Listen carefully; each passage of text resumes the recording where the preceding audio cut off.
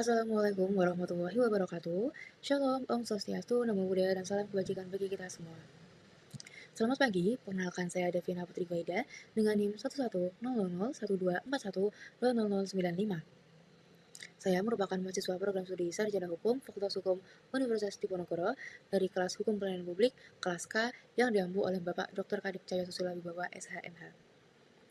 Pada kesempatan kali ini, saya akan mempresentasikan mengenai keterbukaan informasi publik dan adaptive governance berdasarkan hasil penelitian saya dari artikel yang berjudul Public Information Disclosure and Adaptive Governance and Emerging Market Case yang diterbitkan dalam jurnal Corporate Law and Governance Review. Sebelum memasuki ke dalam materi, penelitian ini memiliki 3 tujuan utama, yaitu bagaimana implementasi keterbukaan informasi publik di Provinsi Sumatera Selatan, apa saja tantangan dan hambatan dalam mendorong keterbukaan informasi publik di Sumatera Selatan, dan yang terakhir, bagaimana model rekomendasi keterbukaan informasi yang berbasis adaptive governance.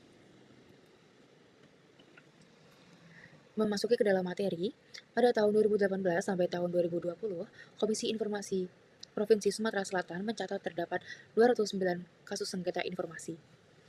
Angka ini menunjukkan bahwa kebutuhan masyarakat akan akses informasi sangatlah besar, sekaligus menunjukkan bahwa hambatannya pun nyata dan tidak kecil. Keterbukaan informasi sendiri adalah fondasi demokrasi yang sehat. Ia memungkinkan warga untuk memantau pemerintah, mencegah penyalahgunaan kekuasaan, dan berpartisipasi aktif dalam kebijakan publik. Di era digital, TIK dan media sosial mempercepat penyebaran informasi secara masif. Namun, akurasi data dan kesenjangan literasi digital muncul sebagai tantangan yang baru dan tidak bisa diabaikan. Selanjutnya, keterkaitan pelayanan publik dan keterbukaan informasi.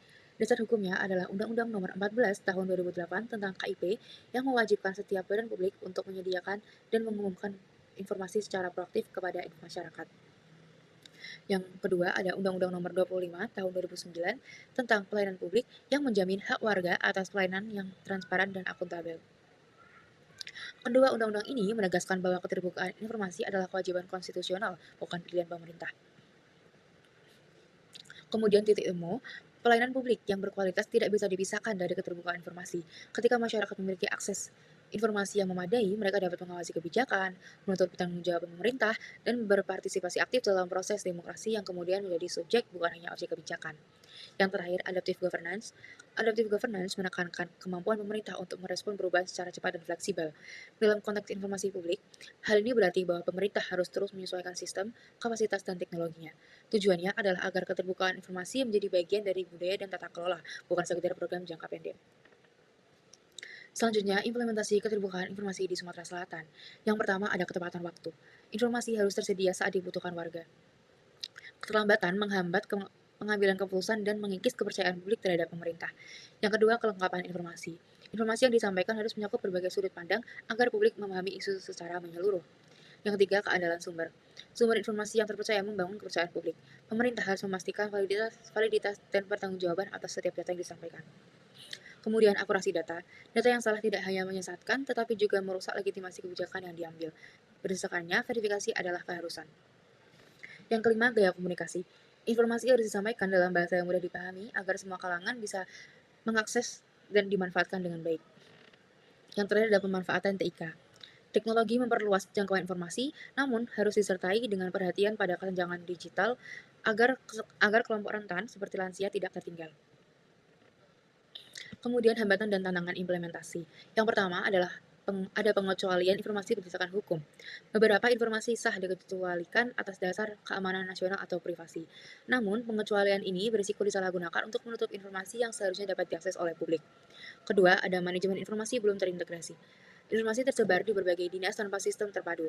Di provinsi luas seperti Sumatera Selatan, fragmentasi ini menyulitkan akses yang efisien dan menghambat gambaran informasi yang komprehensif. Ketiga, resistensi internal pemerintah. Banyak aparatur enggan berbagi informasi karena khawatir dampak politik atau misinterpretasi publik. Hambatan budaya ini adalah yang paling sulit diatasi karena menyangkut mentalitas birokrasi. Kemudian, ada keterbatasan aksesibilitas publik. Warga yang tidak memiliki akses internet atau kemampuan teknologi yang memadai sulit menjangkau informasi daring, sehingga menciptakan kesenjangan partisipasi yang nyata di masyarakat. Yang terakhir, rendahnya literasi digital masyarakat. Warga yang tidak memiliki akses internet atau kemampuan teknologi yang memadai sulit untuk menjangkau informasi daring, sehingga menciptakan kesenjangan partisipasi yang nyata di masyarakat.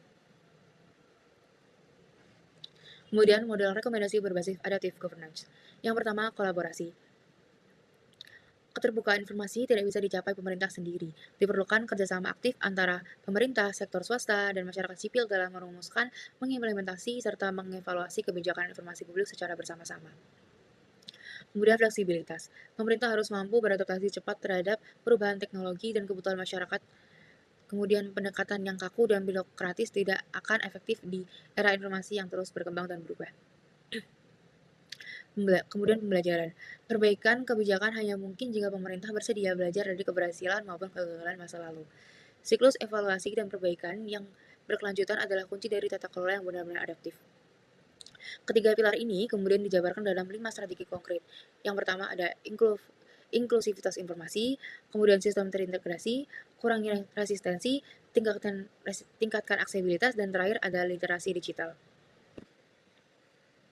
Sebagai penutup, izinkan saya untuk memberikan kesimpulan dari penelitian saya kali ini.